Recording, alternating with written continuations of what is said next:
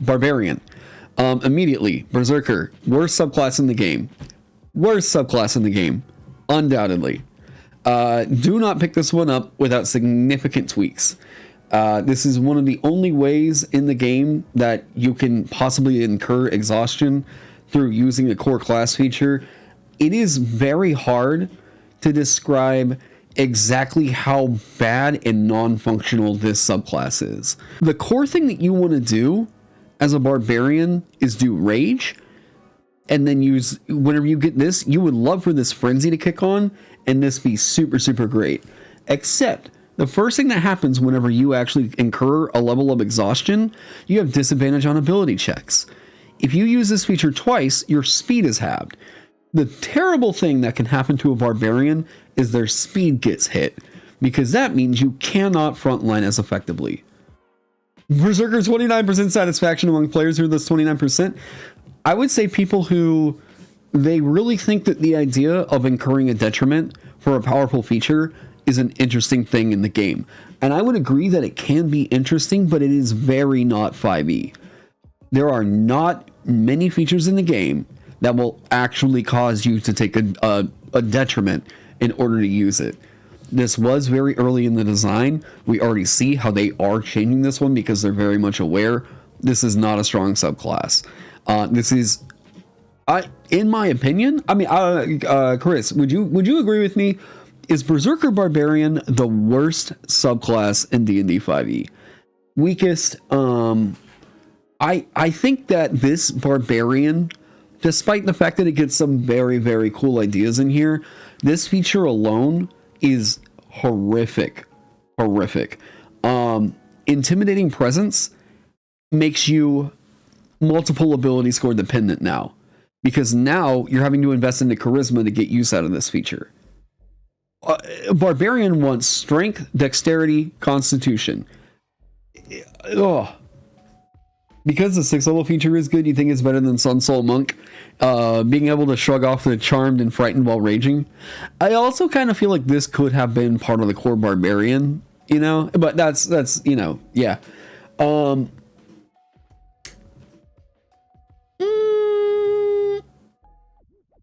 PHB Beastmaster isn't anywhere nearly as bad as a Berserker Barbarian. I know that one's been memed into feeling like it's the worst subclass out there. It's frustrating to play, but that one does actually have some pretty decent, okay damage output. I would say that overall, though, I'm not like praising it as like it's up in A or anything like that. It's definitely I would say Beastmaster Barbarian. Beastmaster Ranger. I'm most likely looking at that one winding up in about a D. Yeah. No, I'm talking about, this is a subclass that is actually hurting your character sheet to have it on there. This one just does not feel like it is a 5e subclass. Yeah. Is Berserker better than 4 Elements? No. I would say that 4 Elements is not good. I would still say that Berserker Barbarian is probably the worst subclass in the entire game. I'll talk about a little bit about 4 Elements. By the way, I said in one of the live streams, the way that they redesigned the 4 Elements Monk was one of my favorite glow-ups I think I've seen. It was one of my favorite things that I had seen them do in all these Unearthed Arcana things. I really hope that they don't move too far away from what they wrote in there. I really hope out of everything that they did for the 4 Elements Monk that they actually do keep those changes in there. 4 Elements, I'll just go ahead and put this one up here. This one is one that I actually think, the problem with this is that they tried to do spell slots using key points, and there was not going to be a really easy way for you to get back either without something breaking. And now that they detached it, it feels like it's going to work out a little bit more solidly. You playtested the new Elements Monk, it was okay, although the base class absolutely blows. Yeah, there's still significant things that they need to do to the Monk, and they're not incredibly hard to pick up. They need to give them Disengage for free. They need to give them that. They still haven't yet, and it's just, I don't get it. I don't get why. I cannot tell you why they're not doing that. We don't know when the next playtest is coming out. If it came out right now, I would be so pissed. I would be so mad. Battle Rager. Nobody remembers this thing. It's a heavy armor monk, or it's a heavy armor barbarian that can spike you. This barbarian, I have never seen anybody excited to play this. I have never seen anybody excited about this as a concept overall. It's also really odd that it was like dwarves only. Yeah. Spiky, because like no one's gonna pay attention to that. Yeah, I would say that this one is like probably in the bottom. Well, probably around here for notably poor. It's the spiked armor, and you can grapple and deal 1d4 piercing damage. What? And like, there's also not a third level feature that enhances, that builds up a rage. There's a whole reason why this one doesn't really feel super great. Like, I'm letting you know. They didn't stick to conventional scaffolding for a barbarian. It was made very early on before they had really solidified what it meant to be this barbarian. Wait, you said medium armor? Was this not heavy armor? Wait, am I crazy on that? I thought that was heavy armor. It is medium. I could have sworn it was heavy armor. Weird. Okay, so medium armor. How interesting. I don't know. Okay, I almost like Mandela affected myself there. With this one, I just don't think that there's anything that it's doing that's super interesting. And it's very, very unlike most 5e design for you to get an item-reliant subclass feature. Oh, tin can. Jesus, thank you for the $20. Well, so if you make... Aw, thank you. Thank you so much, tin can. That's super generous. Thank you so much. I wonder why. Yeah, but honestly, I don't think I've even looked at that thing in over a year. As I'm really trying to consider when was it that I would have ever talked about Battle Rager? I can't come up with the time. Maybe like another tier list or something. Anyways, so Battle Rager, dashing as a bonus action while you're raging is decent, but this is not a 10th level feature right here. This most likely should have been a 3rd. And then even then I would say it would be pretty meh. You really want to dash as a bonus action that first turn of combat so you can stick to them. Anything after that, like subsequent turns, this is just not really working out quite right in the overall rhythm of combat. Not great. Ancestral Guardian. Blah, blah, blah, blah, blah. Okay. Ancestral Guardian is one of my favorite, if not my favorite barbarian in the entire game. It's not what I would say hard tank, but it is definitely one of the scariest tanks in the entire game. Thematically, this is absolutely on point. You summon a bunch of ghosts. Yay, ghosts around here. Ooh, they scare whatever. They're like, yeah, protect my buddies by you going out there and spooking them. It's great. This is one of my favorite barbarians in the entire game. I would absolutely play one again any fucking day of the week. Very, very, very fun subclass. Yes, S tier. This is kind of what I mean by S tier right here. Is it doing something really interesting? Does the base class kind of build on and support whatever this is going for? Ancestral Guardian is absolutely S. Yes. Beast. I feel like Beast is most likely in the top of A. I really do like their capstone. The bonus action that they're getting with claws does work out with your rage damage. I think that you do get some flexibility in here that is interesting. I've never seen anybody play one. You do get this shifting kind of fun, like this feels like a mutant, it feels like a werewolfy sort of thing, you know. The tail is very good, yes. The flexible speed stuff that happens in here, the flexible movement is interesting. I always felt really odd about this. You curse them with Rabid Fury, and then whenever you hit them with a natural weapon while you're raging, it takes 2d12 psychic damage. I don't know where that came from. That's kind of an odd pick to me. Call of the Hunt, though, is very cool. I really dig this feeling of a sort of Red 13 from like Final Fantasy VII sort of feel for like the barbarian has this support kind of built in, you know? I really dig this idea. I think that the bonus action that you can get in here that will also build off of the rage damage is nice. I think it's just a little bit on flavor, maybe? It's the idea that you gave them rabies, I guess. I think that this is a strong one. This class is so broken, Bear beats it out, but man, this is a close second place for broken classes. Oh, mechanical power is stupid strong, flavor is okay. It's kind of alluding to the myth of the Great Hunt or something. Yeah. So I would most likely put it in like kind of middle of the road A. But let me see. Chat.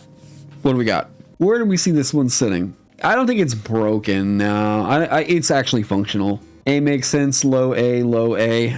Would you put it? I would actually, you know what? I'll say that. I think the Armorer, if allowed to play out to its fullest potential, I think that Armorer does provide an amount of control that you can't really ignore.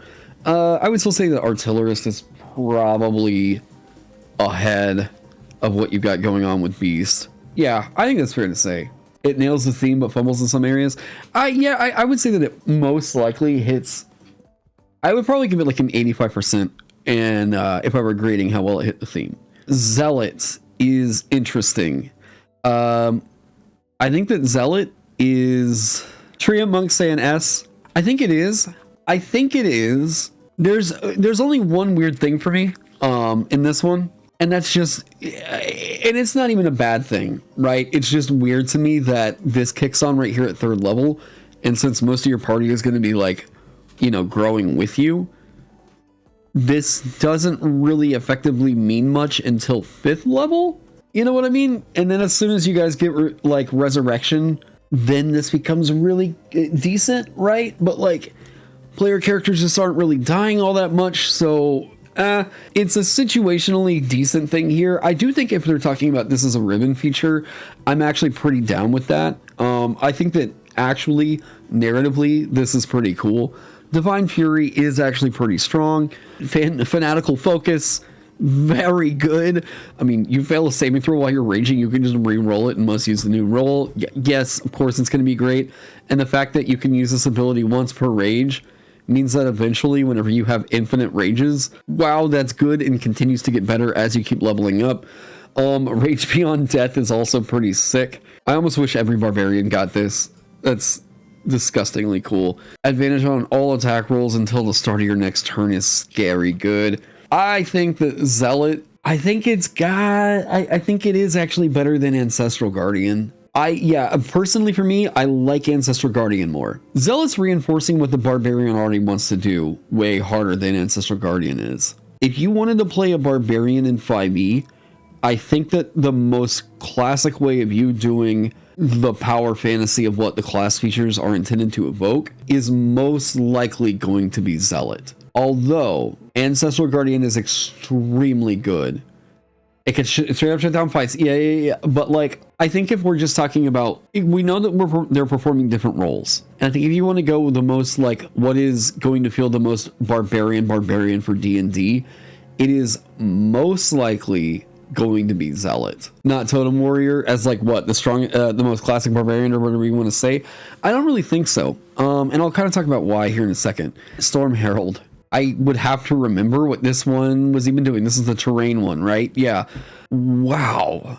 I haven't looked at this one in probably 2 years. All creatures in the aura take 2 fire damage each. Yeah, damage increases whenever you hit 3rd line. Yeah. Oh, that's right. Whenever you gain a level in this class. Oh, no. Oh. Can you change it at will or something later on? You can't.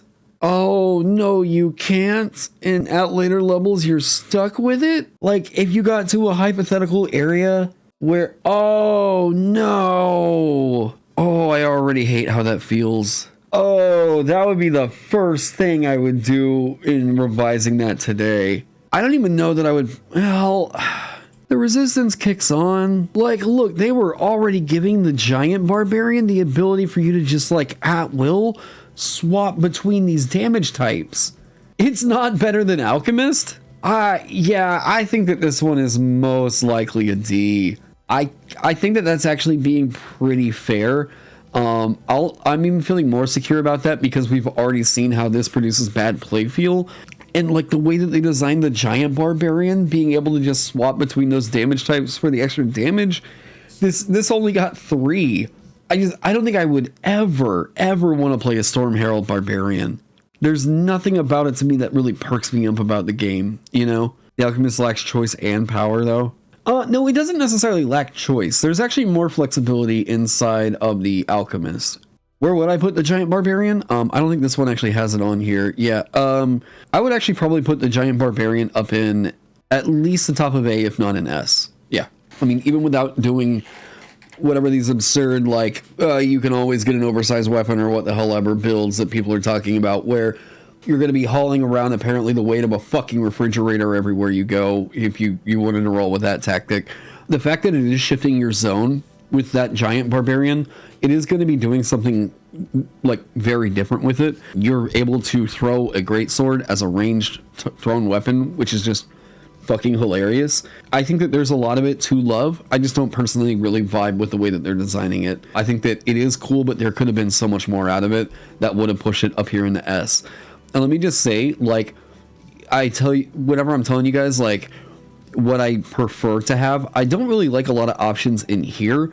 I would love a game where every option felt like it was up here in S, because I want them all to be doing something that's really unique and do it in its, like, ooh, yeah, ultimate way, right? I know that, like, it's pretty hard to get that, and that's what we would hope for, right? So, yeah. Throwing great swords and glaives, yeah, I think it's actually pretty, yeah. Okay. Storm Herald, I'm going to put in D. If for nothing else, I hate the idea that you can't switch it until you level up. That's just, no. At least let you switch it on a short or long rest. Come on now. That just sucks. Wild Magic. Wild Magic is another one I struggle with. I don't think I'm this subclass's intended audience here. But if I was to say something about it that I feel like is kind of meh, let this be a D4. Let this be a damn D4. If this had been a D4, I get it. You roll a D6 and have it or do whatever, right? The 3 to 4 is a 2. The 5 to 6 is a 3. Yeah, whatever. Make it a D4. You know how cool it would have been if you're at like 6th level, you do roll it and someone gets a 4th level spell slot? Upgrade this. This could have been so cool. What? Why is that? Oh my god. This could have been so damn cool. I don't get why they did the D3 here. Why? For people that love the random side of it, sure, this could feel like a lot of fun. I think that this is meh. It was actually broken in the Unearthed Arcana though. Because the like necrotic one where it can like heal you, right? Or like gives you temporary hit points. Yeah, right here. This used to be an effect where it was like you get a total number of temporary hit points equal to not the 1d12 here, equal to the total damage dealt. And you could have, yeah, it was the worst case of bag of rats. Yeah, because you could have literally dealt the damage. Yeah, and it was not capped. This thing in the UA was busted. Absolutely busted. Super overpowered. As it currently exists, kind of meh. This is another case of me feeling like they just, yeah, it wasn't really fantastic. It winds up every time that they do one of these like haha random table ones, they eventually have to give you a feature that apologizes for the fact that they made it a random table as a subclass feature. Because you see these roll the die twice and choose which of the two effects to release. I don't really like any design that like gives you a thing and it's like, aha, but the balancing measure is that it's random. And then later on, they're like, haha, here's a feature where it's not random anymore. Or like, not as random. Yeah, I'm not a huge fan of that design. I still think that this one is actually slightly better than Battle Rager or Storm Herald. I know that the effects that it has overall are pretty decent, but I still think that Wild Magic, I want to put Wild Magic in D, but I don't think that it's quite in D. I think that it's most likely probably very, very low C. It can refuel your casters. Yeah. The most interesting part about this is tucked behind a very odd die. I don't get why they went with this design mechanic. If it was because it's Wild Magic Barbarian and this was a quirky thing to do, then Wizards of the Coast should have started putting D3s in all of your standard dice sets. Don't design with tools that you don't have standard MO with the game. Yeah, I would say that it's probably at the very, very, very low end. You find it hilarious that Taliesin Jeff and Matt Mercer thought it was garbage enough to make an entirely new subclass to replace it? Wait, really? Fundamental Chaos that was just me wanting to literally just create something terrible and difficult. Yeah. I remember I remember the text. You texted me and were like, the Wild Magic Barbarian sucks. I wasn't going to say that out loud, but yes. No, it wasn't cooked right. As you get bigger, better with it, the less chaos it has. Like it's like it's why? It's like Why it would just you play gets that? and like I was like I want to be nuts. I want to be stupid. Yeah. Oh, that's rough. Okay, Totem Warrior. Bear Totem very early on is S. The other options are decent. I think if there's one thing I would say would make Totem Warrior most likely one of the best ones in the game, they made the Path of the Fundamental Chaos to replace it. Oh god, I didn't know that. They did for Talison's character. Interesting. I think that Totem Warrior is most likely very, very high A. Yeah. The randomness in 5e just feels kind of meh because the rest of the system is not really designed around that, right? I think that this would have benefited from... Let me tell you what I would do if I were to mess with Totem Warrior today. You see how you get these rituals right in here? I think that this is quite cool. I think that it's cool that they give you rituals right here. And then they give you the totems. Oh, interesting. What if they allowed you to consult with the spirits to swap out the totems you got? Is the first thing I would do with it. Whenever you cast Speak with Animals or Beast Sense, you can swap out one of these totems. Or all of the totems or whatever. Build a new totem. Channel new spirits. Like whatever. That would be so fucking cool. So most often, people are going to go with Bear Totem. Because this feature is fucking nuts. Absolutely insane. Like, oh my god, are you kidding me? That was on a 3rd level feature? What did they give the other one that was printed next to it? Oh yeah! This. Totem Warrior is so good. This is a very, very good one. But... it is early 5e design. And the design sensibilities have changed even since, like, from 5e's original release to Xanthar's Guide. Totem Warrior is very cool for that 3rd level feature. Ultimately, if you had the ability to swap them out a bit easier, like, I mean, if we were ritual casting it like this, you could swap it out every 10 minutes. Probably be a little bit ridiculous, but, you know. And these are not bad features. It's just what really compares to Bear. Bear Totem is just, whoa. Bear Totem feels like you have no subclass against physical, or you mean psychic damage types? Maybe, but I mean, okay. Like, I'm still completely fine taking this one. Like, it's more than just psychic damage. You guys, this is one of the few ways that you can get resistance to fucking force damage. It's just quite good. Like, yeah. Wolf is really good with the right party. Yeah, I mean, come on now. Come on now. Oh, that's so good. And so now you guys are seeing the problem, right?